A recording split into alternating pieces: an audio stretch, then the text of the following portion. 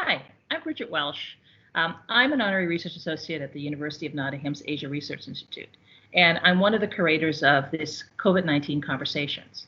The idea that we had was to actually put in place a series of conversations with people who are on the ground dealing with issues of COVID-19, with a special focus of that on Malaysia. But we also raised some issues that are globally taking place. We have a whole range of people that we've interviewed that are looking at issues from the perspective of COVID-19, multidisciplinary.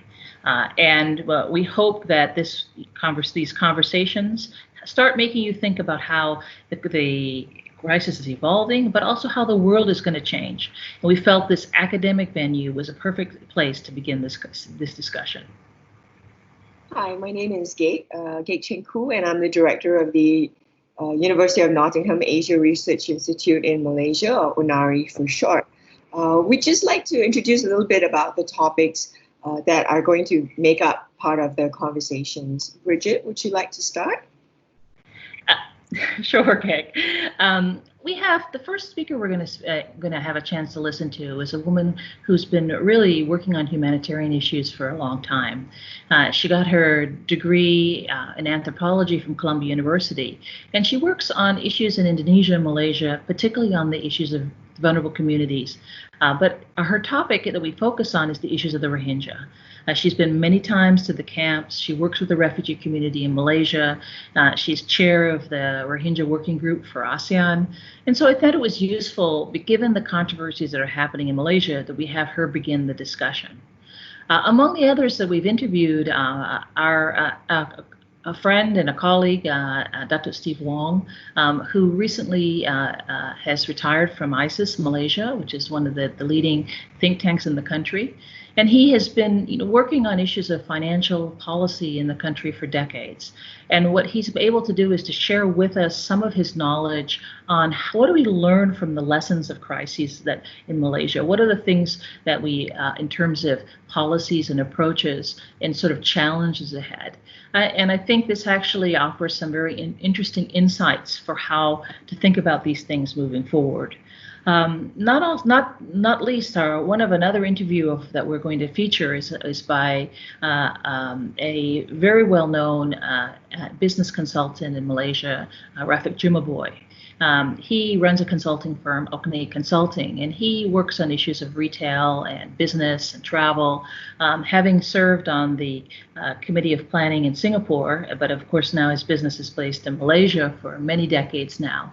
And he speaks about what's going to change in the business community. And some of these things come out in articles, but what he does is he talks about what is it relevant for Malaysian business and what are the trends that people need to be thinking about. And I think one of the issues is we focus on is how businesses that are closing down or may have to close down. But what Rafiq's interview highlights is what are the areas that the businesses have to adapt for the new world that's going to come in this area. Not to be left out are two sets of interviews that I have. One of them, of course, is with a colleague here at University of Nottingham, Gayatri, and she is an expert on the media in the region, working for the Independent Committee for Journalism, and she's going to be talking about how the media is changing, what are media freedoms, and there have been a series of fora on that, but she offers her particular insights. This is something that she's worked on her publications, which are and not only focused on Malaysia, but across the region in Southeast Asia.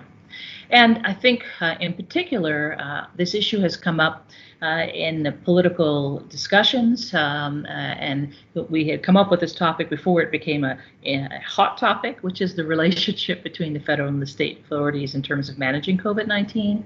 And we're really very happy to be able to feature some representatives of some states speaking about what their states are doing from the level of state officials and what they are and how their approaches differ or complement that of the federal government.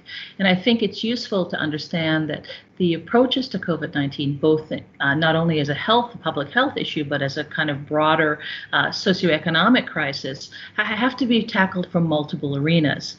And in this way, I think that by looking and hearing the voices of state representatives from different political parties, we'll be able to hear what the views are from that, as opposed to the daily things that are happening in Malaysia from the federal government. Yeah, so speaking about different views, as someone who works on food and food security, as someone who works on food security was foremost on my mind for indigenous peoples and for marginalized people who rely on day wages, whose incomes are affected under the movement control order. So how is food security tied to our environment? And here we think about the environmental policies that we have long neglected in the interests of capitalist development, and how has globalization affected our supply chains and the environment again. So what the people I interview, these would be an Orang Asli activist, Shak Okoyok, also somebody, an anthropologist from University of Malaya, Usaslina Idrus, who works with Orang Asli, also with David Salt from our Nottingham University, who leads the food futures beacon, and also with Chris Gibbons, who works on rivers in Malaysia at our university in Nottingham.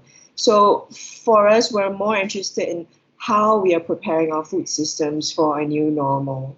Whether it's thinking about how, if the situation is better for the environment under lockdown, what are we going to do for when the economy resumes, whether 50% or 100%? What are some of the policies that we could be putting into place to ensure that we have safer food and a better agricultural policy, perhaps?